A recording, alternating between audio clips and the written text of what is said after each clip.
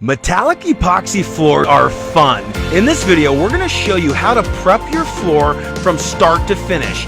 Using small hand tools is no problem. We're going to teach you step by step how to do a 3D metallic epoxy floor like a pro. Mix and match color to create the perfect floor for your own space. Visit us anytime at Countertops.com. Enjoy the video.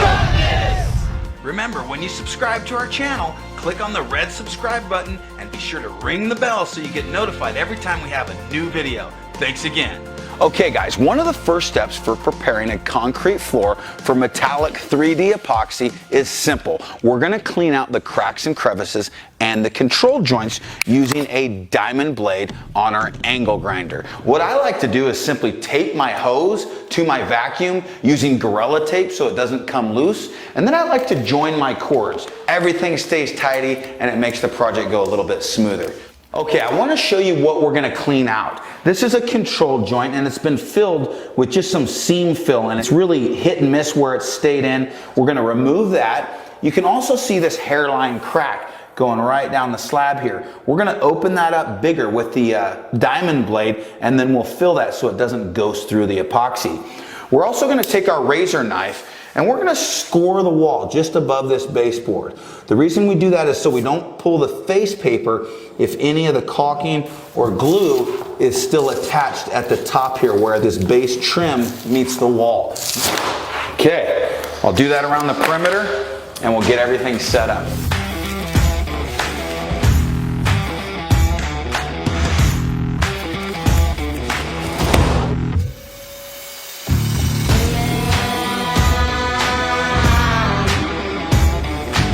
When you're doing a small floor, you don't need large floor equipment. We're going to use a hand grinder and a vacuum system to suck up the dust while we profile the floor to get it prepped to accept epoxy.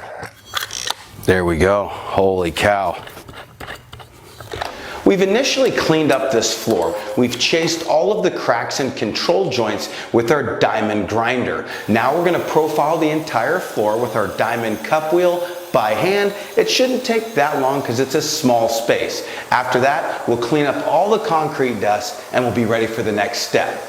We're going to use our floor patch to fill the saw cuts now. Just like many of our other formulas, our floor patch will expand and contract and move a little bit so that it won't crack and let go of that joint.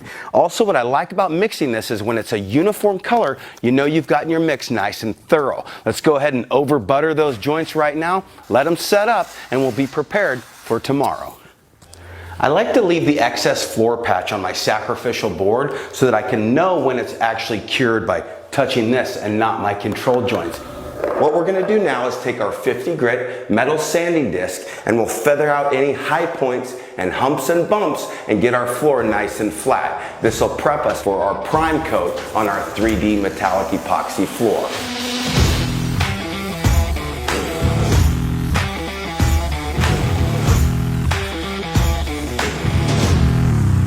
I got a little bit of goo epoxy yesterday here. Get that high point gone. All right, we got everything feathered out nice so there's not a big ridge anywhere. We're gonna clean up in here, get rid of all the dust, do a final wipe down, and then we're ready for our prime coat. Let's go.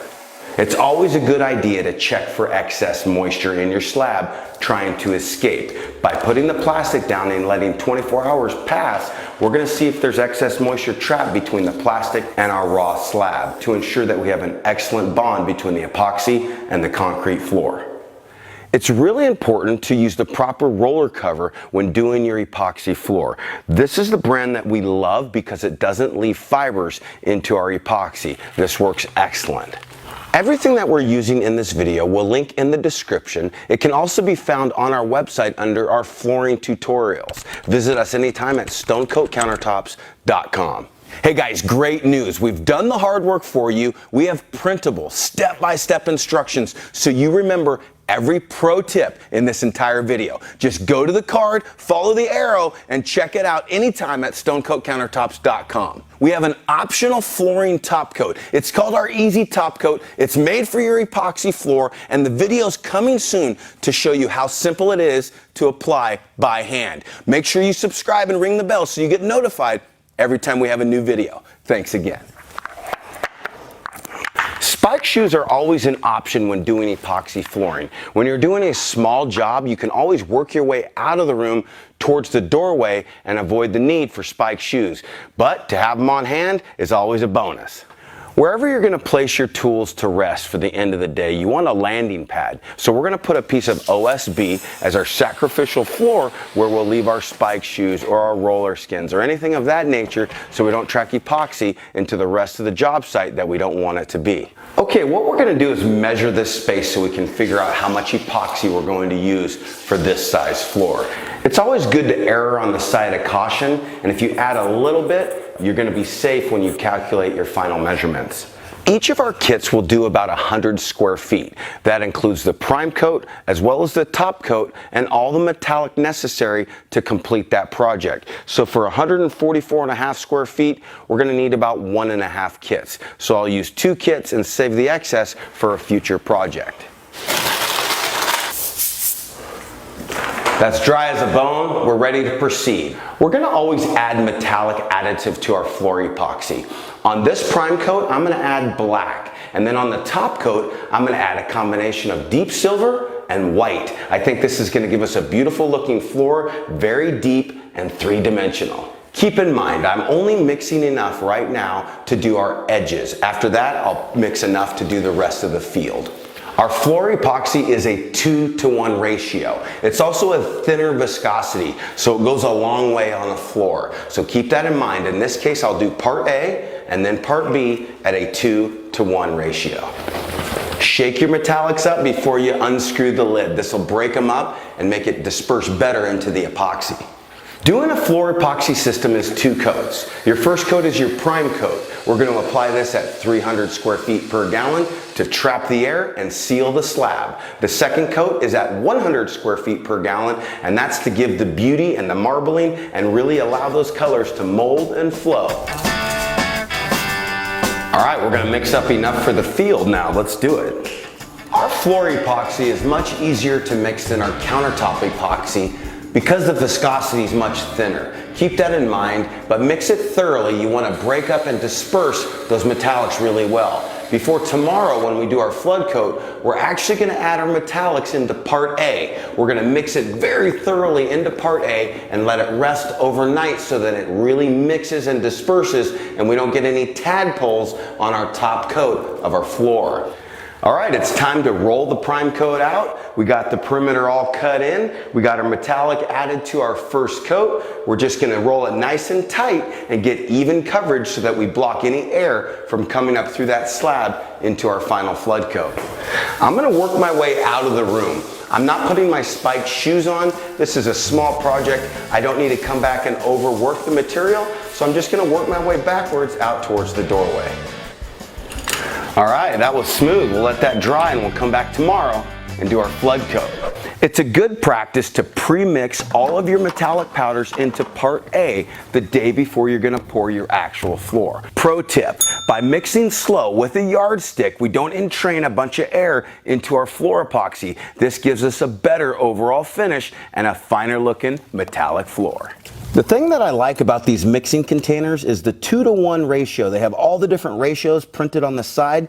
So I know if I bring my first number up to 4, that will be our 2 column. And then I'll come up to the number 4 here. That will be our 1 column, which will give us a 2-to-1 ratio. Shake it before you bake it. We're going to shake up our metallic so that it disperses nice. It helps it break it up a little bit. But one thing that I like about all of our metallic pigments is they're a very fine micron. They disperse well. They're the right particle size. We're going to take our time while mixing our metallics into our part A. We're not going to be in a hurry. We don't want to entrain a bunch of air because we want a flawless finish tomorrow.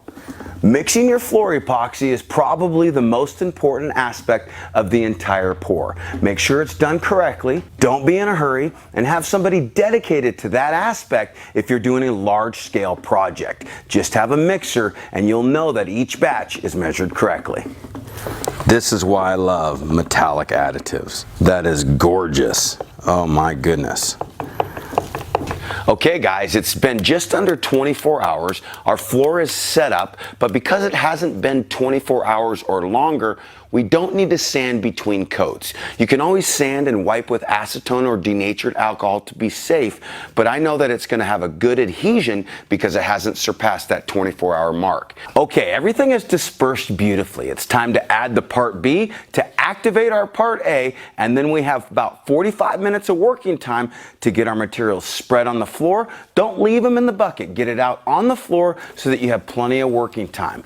That metallic pigment looks beautiful. I love just one color. That actually could be a floor in and of itself, but by adding an accent color gives it just that next step of wow.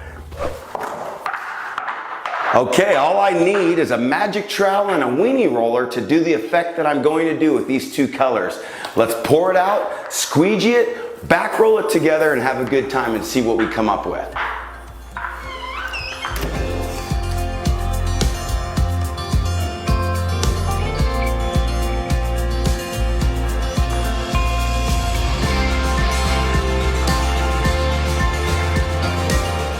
And I like putting my accent on top, not underneath, because that'll leave a big impression.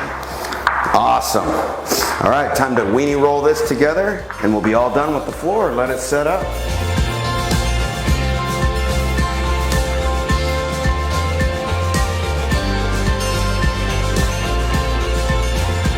Pro tip, if you want a glass-like finish, get a torch head. It'll pop all the bubbles and leave your 3D epoxy slick as glass. What do you clean your tools with when you're all done troweling out the epoxy? Acetone is a great choice. We're going to clean our magic trowel and our weenie roller frame with acetone, and we'll be ready for our next job. Okay, that magic trowel will be good as new for our next pour. It's nice and clean. I'm going to let our floor set up, and then we'll come back tomorrow and show you what it looks like.